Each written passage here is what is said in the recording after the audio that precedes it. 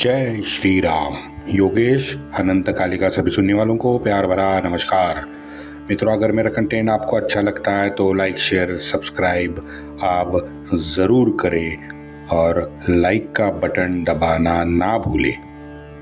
और जिन्हें भी इच्छा है वो अपने अपने स्वयं के व्हाट्सएप ग्रुप पे या फेसबुक ग्रुप पे एपिसोड ज़रूर शेयर करें।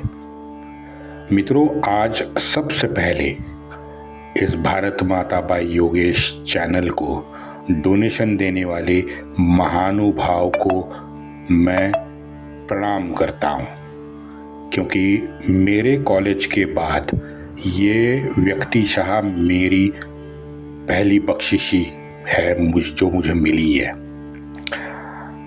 शास्त्रकारों ने, गुरुओं ने हमसे बताया है कि दान हमेशा गुप्त रखना चाहिए।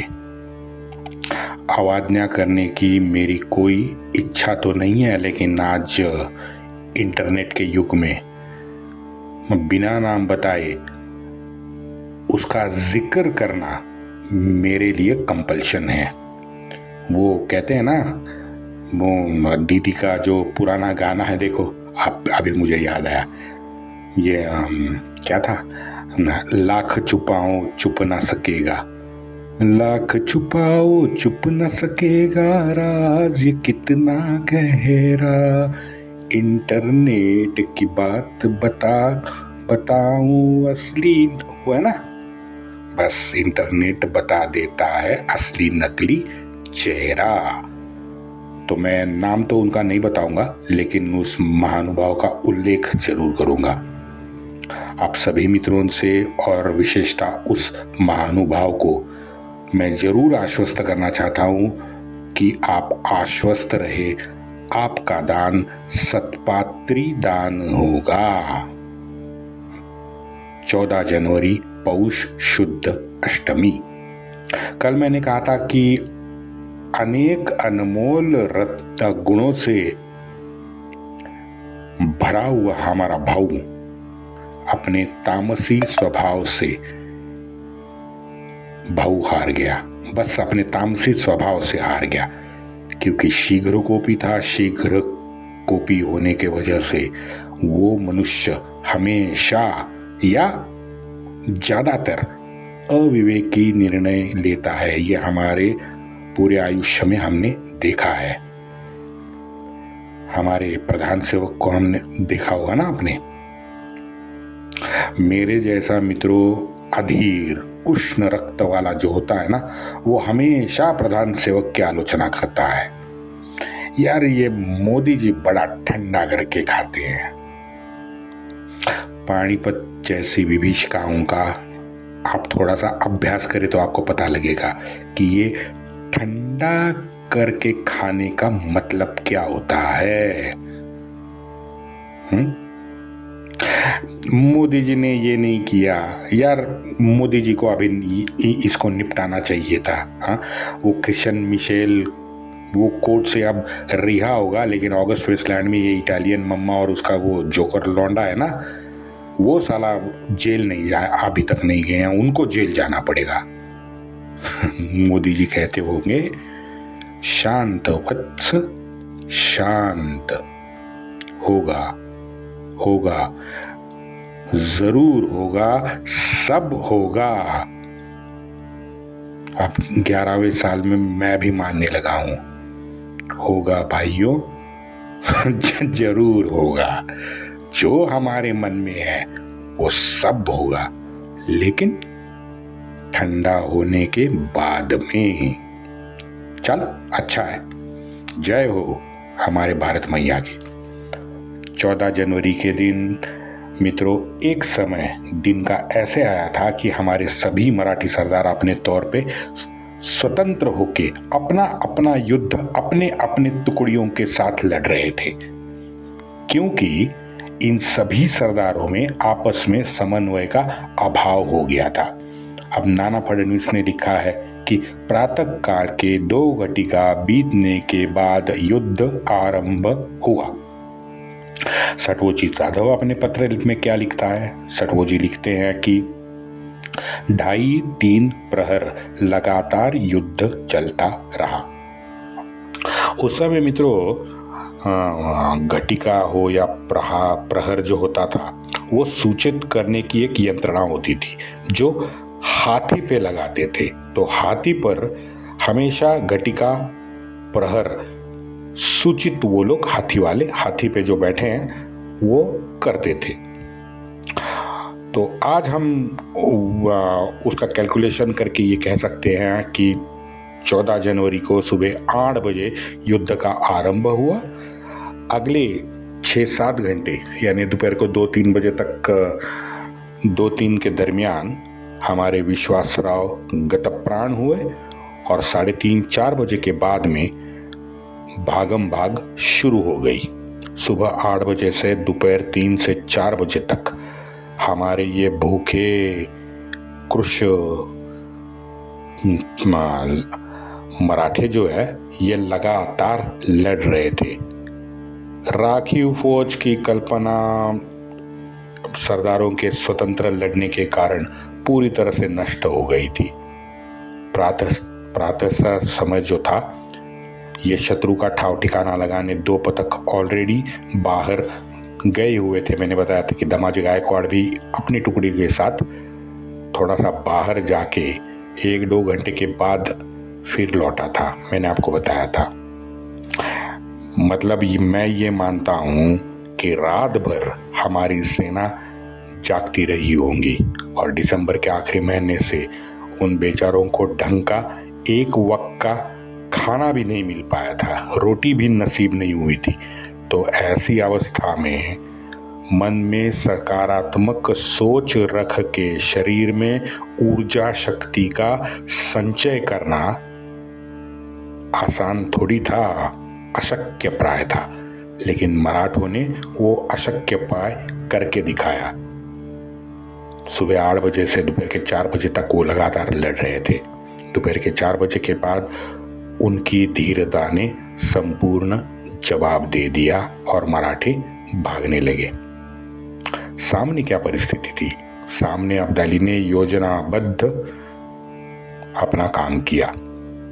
ताजा तरीन 10,000 पठान कत्लबाज, ये काशीराय के बखर में काशीराय के शब्द हैं, कत्लबाज रिजाला। ये 10,000 दोपहर 3 बजे के बाद में अब्दाली ने मैदान में उतारे। ये दिन भर वहीं बैठे हुए थे। काशीराय ने संग्राम के समय की सेना की रचना अपने नक्काशों में उस बखर में दी हैं। जो नक्काशे हम जो इस्तेमाल अभी करते हैं, जो आपने अभी मैंने जो अपलोड किए थे या फिर यदुनाथ सरकार जी ने जो अपलोड किए हैं अपने पुस्तक में दिए हैं, ये सब काशीराय के हैं। क्योंकि भाऊ के बखर में कोई नक्काशा नहीं है या दूसरे पेशवा बखर में नहीं है। हाँ, काशीराय ने जरूर नक्काशे दिए हैं। काशीराय ने स्वयं आगे लिखा है कि ये गजलबाजी, ये गजलबाज जो उसने शब्द का इस्तेमाल किया है, ये विशेषण है और स्थल दर्शक है। अब भारत में तो मुझे कोई गांव या कोई शहर गजल नाम से दिखा नहीं, पता नहीं कि कहाँ है, ये शायद अफगानिस्तान में होगा। लेकिन गजलबाज ये कोई स्पेशल कत्ल करने वाले, मार काट करने वाले पठानों के लिए काशीराय विशेषण इस्तेमाल करता है। काशीराय यहाँ रोचक जानकारी देता है। काशीराय कहता है, अब अब्दाली के पठान यमुना को पीठ पीछे रखकर पश्चिमाभिमुख हो गए। तो उन्हें पठानों को पीछे ढकेलते ढकेलते यमुना में डुबाने की एक भ्रामक कल्पना भाऊ के मन में आई। अब भाई यमुना वहाँ समुंदर की तरह विशाल थी, विशाल है, चौड़ाई भी आप उसकी देखो बहुत ज्यादा है। ये 1 लाख की सेना 1 लाख की सेना दूसरे छोर पे इतने अल्पावधि में जा सकती है क्या? नहीं जा सकती।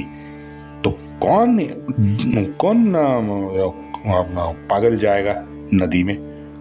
वो तो उल्टा आन पे आएंगे, लड़ेंगे। वो नदी पार करने की कोशिश न डर के मारे बिल्कुल नहीं करेंगे। तो ये भाव की जो कल्पना थी ये भ्रामक थी और इसका कोई सर पैर था नहीं, लेकिन भाव के मन में ये आई थी। कल्पना अगर बोले तो मित्रों, वो बॉल आकार जो भाव ने बनाया था ना या कोशिश की थी, उसका तोड़ अब्दाली के पास बिल्कुल नहीं था। 3 स्तर की ये बॉल की संरचना में जगह जगह पे मराठे आगे बढ़ते, पठानों में घुसते और पीछे से इब्राहिम की तोफे थी, वो लगातार गोलों की बारिश करती। तो हम फूफी को फूफा कहते, आगे बढ़ते हैं। गिलचो में जो प्रमुख सरदार है उनके नाम भी सुन लो। बरखुरदार खान, अमीर बेग, दुंदे दुंदे तो रोहिलखंड का बड़ा फेमस है। ये दुंदे खान आपको तो आपने तो सुना ही होगा। हाफिज रहमत, ये गुलाम चाटुकार, इसका नाम भी आपने सुना होगा। अहमद बंगश, मैंने पूर्व एपिसोड में बता दिया है। वजीर अब्दाली का शाहवल्ली, उसका भतीजा आताई खान, शुजा, शाहपसंद, है ना, ये लोग प्रमुख सरदार थे अब्दाली के, जो आगे अग्रक्रम में लड़ रहे थे। सामने कौन थे? सामने भाऊ था, विश्वासराव थे, मल्हारबा थे, जनकोजी मुकुंजी शिंदे थे, यशवंतराव पवार थे, विठ्ठल शिवदेव था, दमाजी गायकवाड़ थे, अपने गुजरात वाले सटोजी जाधव थे, और इब्राहिम खान गारदी तोप के गोलंदाज थे। क्या ना, 101 रण धुरंधर दोनों बाजू सामने सामने थे। 4 अफगानी और ये बाकी रोहिला खंड के बदमाश लुटारू दरिंदे, उसमें 4 अफगानी सरदार थे। शुजा, इसमें से सबसे ज्यादा सयाना मुझे शुजा ही लगता है। इसे हम नेमस्त कह सकते हैं, लेकिन मैं नेमस्त नहीं कहूँगा, क्योंकि नेमस्त का अर्थ अलग होता है। वो जहाल, मवाड़, ये जो नॉमेनक्लेचर होते हैं ना, ये थोड़े से अलग है। इसलिए मैं शुजा को सयाना मानूंगा। उन दरिंदों में सबसे ज़्यादा सयाना सुजाना था। और मित्रों, इनके पीछे ये अफगान फौज के ये जो सरदार थे 9-10, इनके पीछे स्वयं अब्दाली अपनी राखीव गजलबाज फौज के साथ खड़ा था। यानी मोटा मोटी दोपहर 12 से 1, इस 1 घंटे के दरमियान इब्राहिम खान ने बरखुरदार खान का गला काट दिया। मुख्य छावनी पर उसी वक्त जो पठान दौड़े थे वो सब वजीर शाहवल्ली के टुकड़ी के थे। उन शाहवल्ली के टुकड़ी को पेशवा ने जहन्नुम भेज दिया। अब यहाँ पे पेशवा लिखा है, इसका मतलब है भाऊ तो पेशवा नहीं था, विश्वासराव भी नहीं था, लेकिन विश्वासराव पेशवा पुत्र जरूर था। तो लगता तो है कि वजीर शाहवल्ली के पठानों की टुकड़ी को विश्वासराव ने स्वतः अपने ऊपर लिया और उस लड़ाई में 12 से 1 के बीच में दोपहर को शाहवल्ली के टुकड़े कर दिए। दाहिने बाजू शिंदे होलकर थे, उन्होंने नजीब को अपने ऊपर ले लिया। शिंदे होलकर दोनों ने नजीब के टुकड़ी पर कहर बरपाया।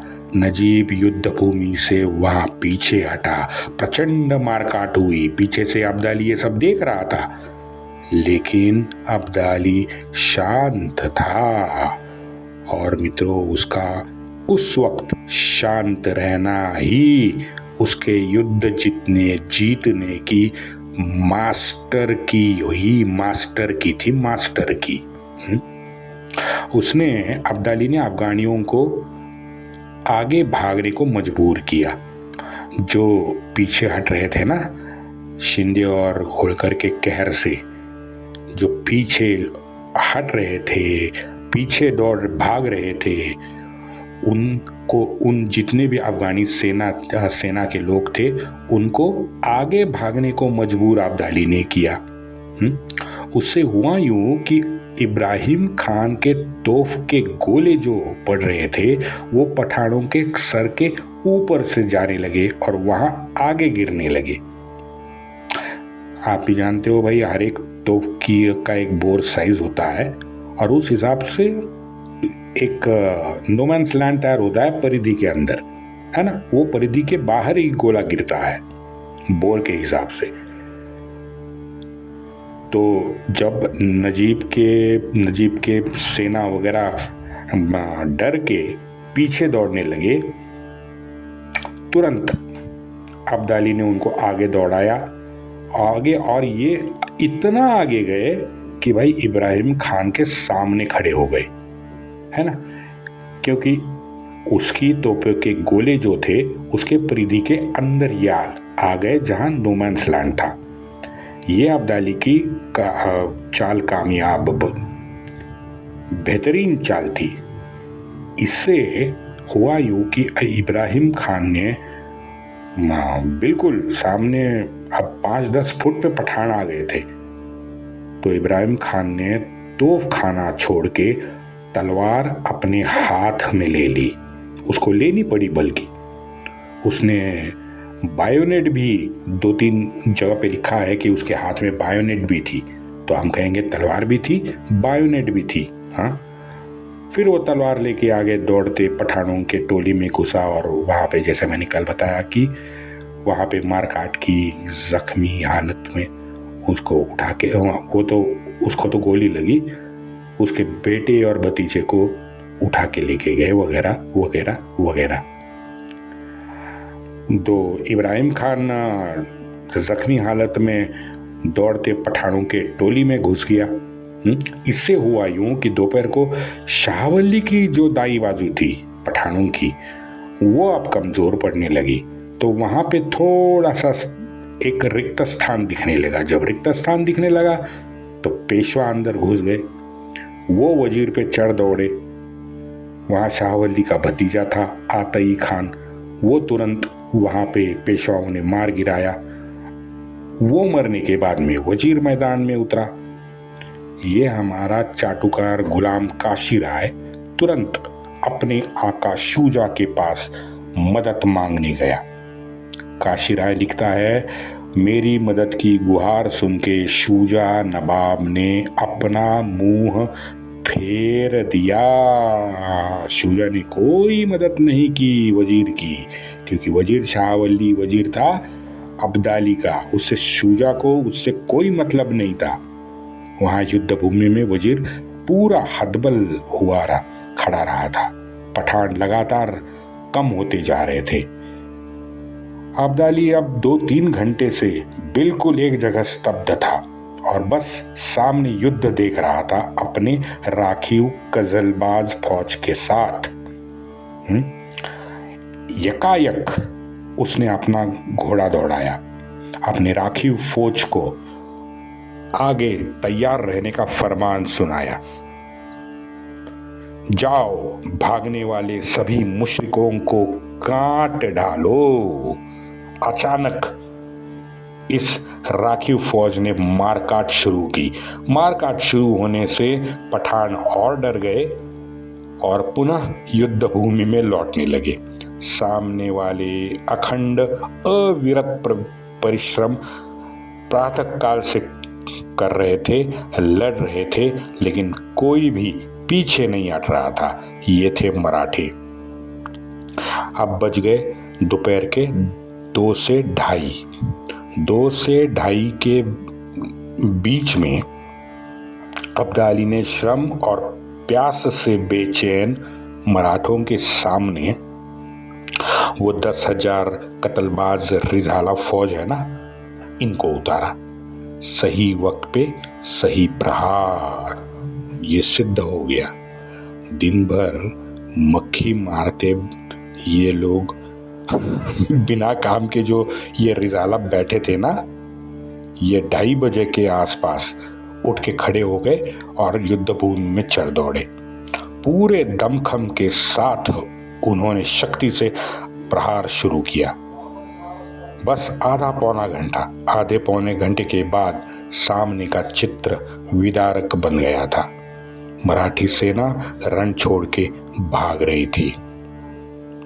सभी इतिहासकार कहते हैं कि भाई अब्दाली ने सही समय का चयन किया। हम यूं भी कह सकते हैं कि अब्दाली ने अपनी यथाबुद्धि एक समय चुना और उस समय रिजाला को युद्ध भूमि में उतारा।